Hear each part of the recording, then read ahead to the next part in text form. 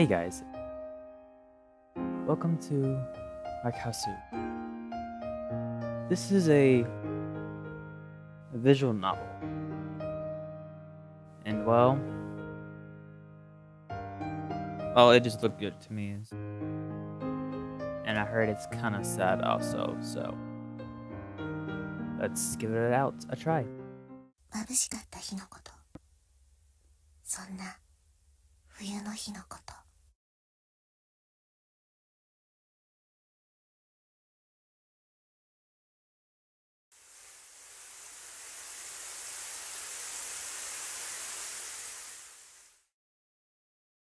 確かに幼い頃から丈夫な方じゃなかった。 Even so, I attended elementary school like all the others, and during summer breaks I often played until I was utterly tanned.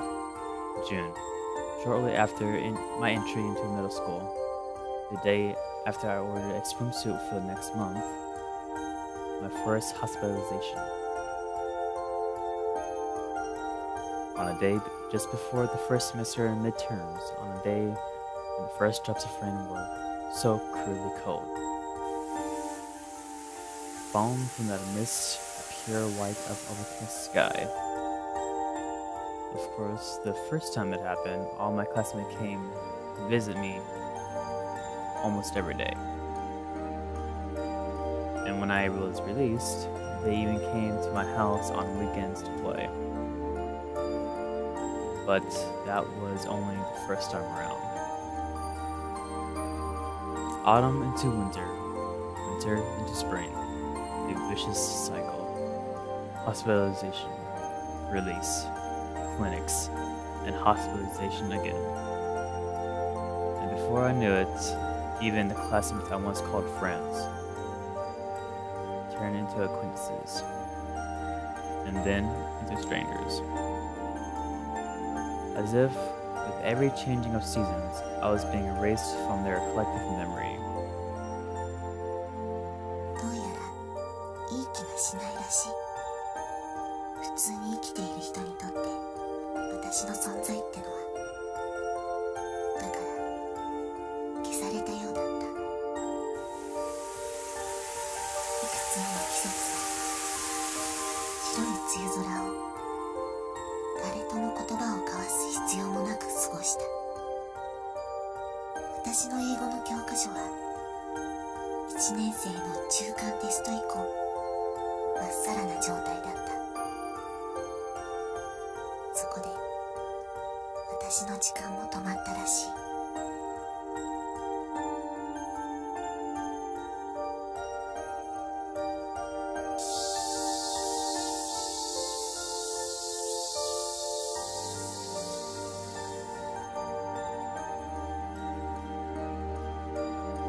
Summer, flowing sweat. The gigantic electronic scoreboard in the driver's license examination facility lit up all at once. My eyes and everyone else's looked for our respective numbers. 237. 237. And of 8 columns of lit text, sure enough, my examination number was shining in the midst. A nearly empty train car, perhaps thanks to the beautiful afternoon. Almost alone in that train car, I was heading back home to the examination hall. My left hand held a new traffic regulations handbook, and my breast pocket held my brand new driver's license. So, I've got lessons as well, I muttered, somewhat happily, but there was no strong feeling behind it. I never particularly wanted to drive a car. I never particularly had any motive for it. It was just that my colleagues and technical institute both recommended that I at least get a driver's license. That night, when I told my parents that I got my license, they merely replied with an "I see." And when I asked if we can borrow the car, just for our test run, they instantly and cryptically said just one thing: no. Well, I didn't really want to drive the car or anything. The response was all too expected. Those were my parents for you. The next day, I woke with chest pain and went to the hospital. Sickness and I generally had nothing to do with each other, which is why I found the ER waiting room to be utterly boring. Just when I thought they were through examining me, they ordered an x-ray and some blood test, and then they left. Again, I was left waiting for a long, long time. Ari polished off 3 volumes of Shonen Jump and was just about to start on the 4th when they admitted me to the hospital right then and there. It seemed that my new license, which still lay snugly in my breast pocket, would have to wait a long time for its turn to come.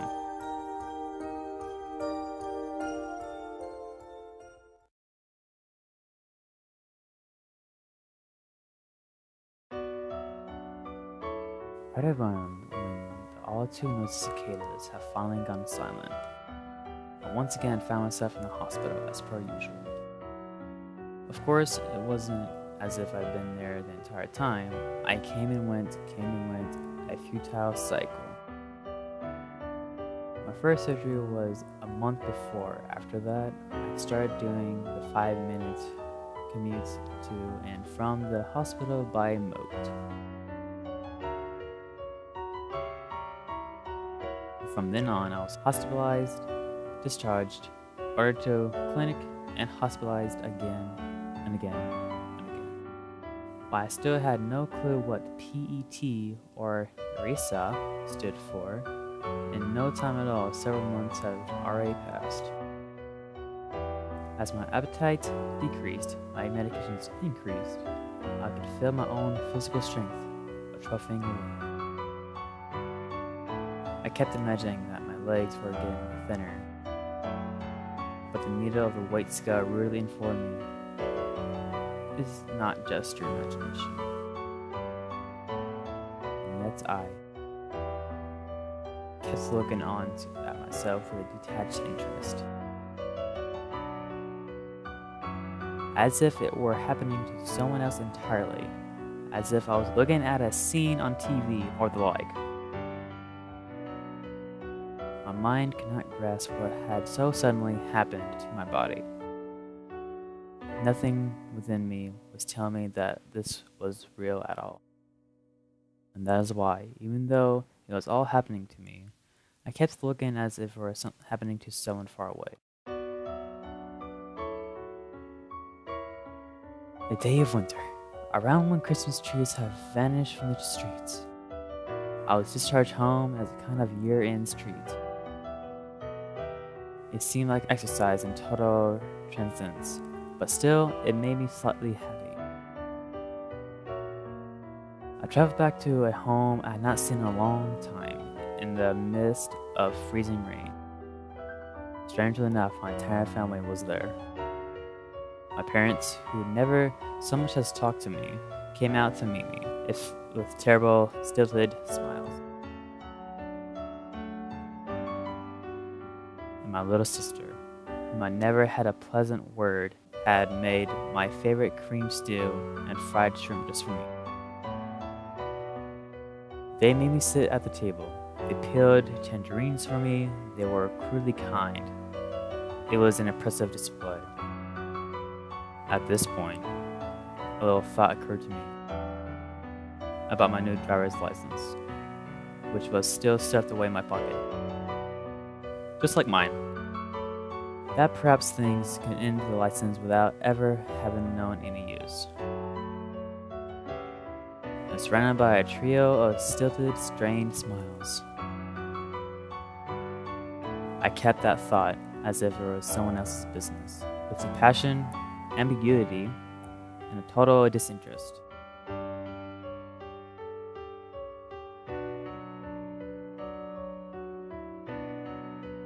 My new year began, and I returned to the hospital. But on this day, instead of my usual F4 room, I ended up in a conference rooms of sorts. They took me there. And then my father and the doctors had a little talk, I joined in. Well, they talked to me. So this was their so-called announcement. They said it was a terrible roundabout fashion, but they told me that I was going to die. I see. That was my only reply. I had no other words. It was the only thing that left my mouth from beginning to end.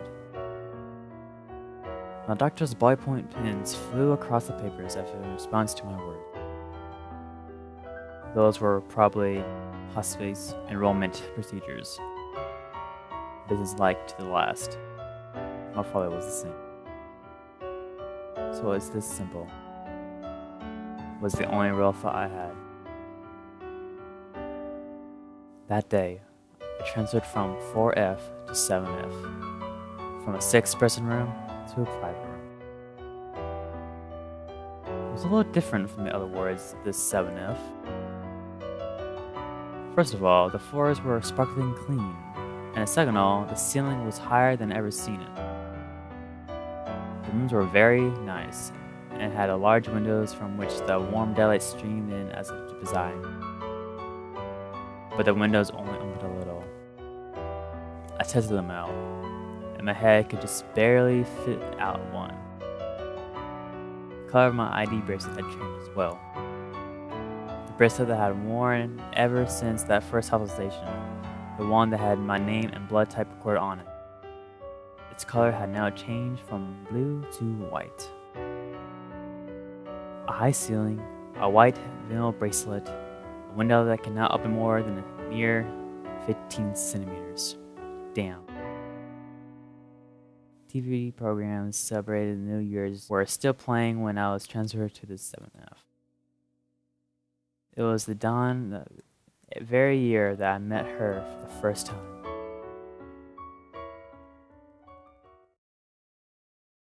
Narcissu.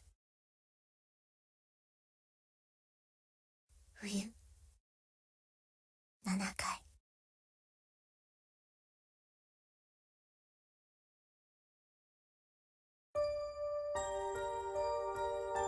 There was this place, kind of like a lounge at one side of the corridor across from the nurse's station.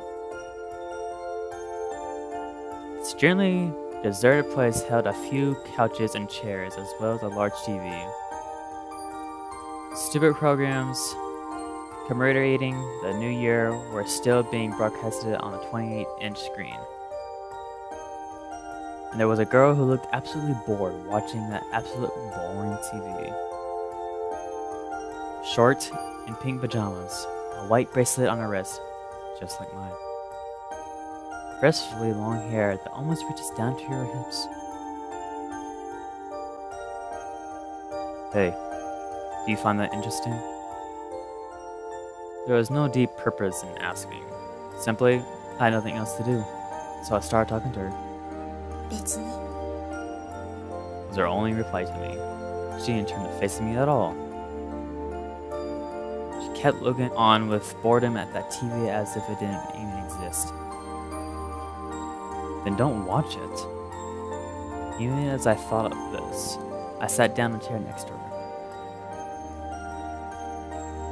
And side by side we watched TV. Nothing else to do. Nothing we could do. So we sat there silently and watched TV.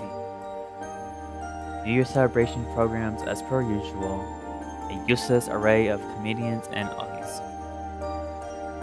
And every so often, the MC's stupid, shrill laughter randomly dry in this white, sun-drenched lounge. ねえあなた The girl suddenly started talking to me. Her eyes were always glued on that TV. あなた何回目 What do you mean by that? ここに7階に来たの Sorry, I have no clue what you're talking about. そう初めてなんだね So she's seen my confusion about her question and come to the right conclusion. じゃあ他に誰もいないし私の役目だから duty. そういうルールなの。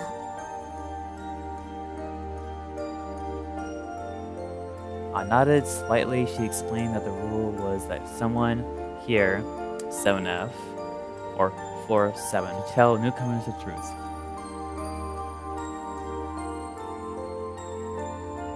I knew nothing. I understood even less. As if I did not even exist, she slowly started her speech. それじゃあよく聞いてね。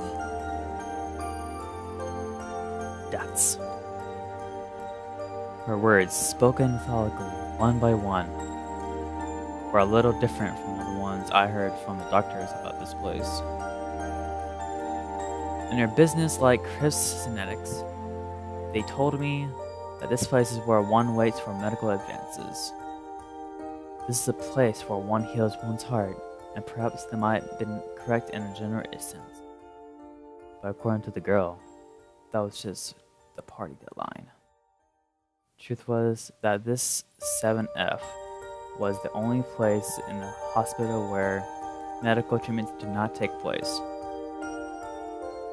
This was the place where you waited for your life to come to an end. Those were her words to me. I thought so as well. I felt even before she spoke. 私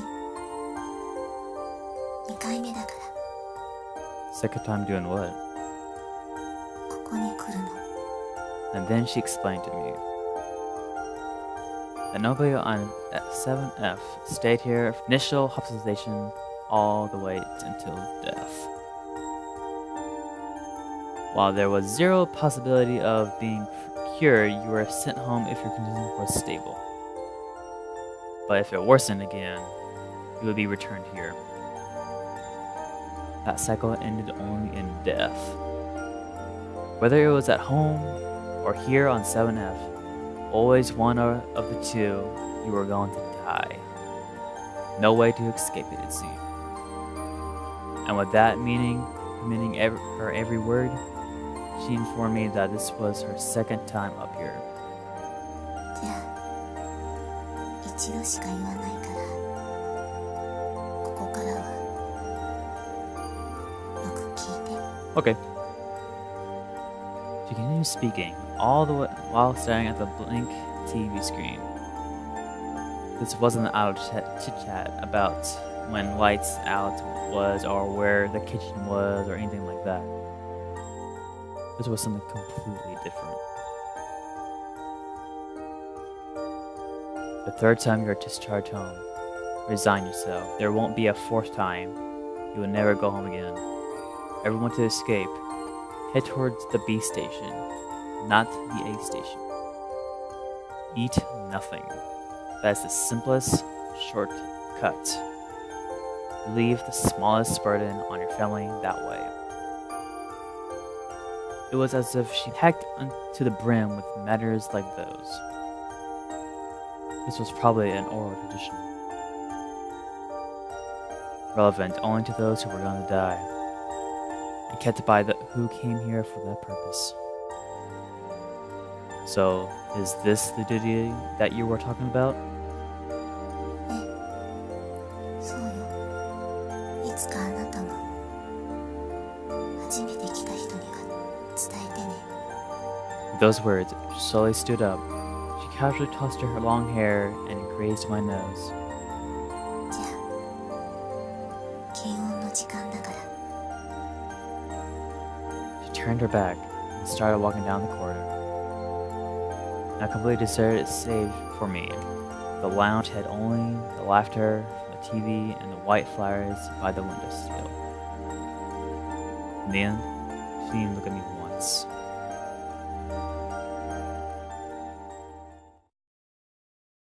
A few days later, New Year's celebrations were over. And the middle and high school students were beginning a new term. Just as ever, she and I sat in this lounge, staring blankly at the TV. This is boring, そうね。 so we said, but both of us kept our eyes on the screen. Hey, is this place always like this way? 質問の意味がわからない。 getting at how it's always deserted. Other than the nurses, doctors, and help staff, and other than her, I had not seen a single person. Did everybody go home for the new year or something? その理由を知りたいの？ Well, I didn't mean... じゃあ言わない。 We who disinterestedly tossed back and forth this exchange that cannot even be called a conversation. Slight breeze coming from the window that would not open more than 15 centimeters. That's too short. From time to time, her hair would sway, as if an agreement to the flowers at the windowsill would too. This was how we killed time day after day, staring at that boring, good-for-nothing TV. Oh, here the two you are, Eleanor said as she rushed toward us. From what I've seen, the nurse's station, she was apparently the charge of nurses of 7F. Well, Miss Sesame, any fever? 大丈夫。出てない。 Sesame. That was her name.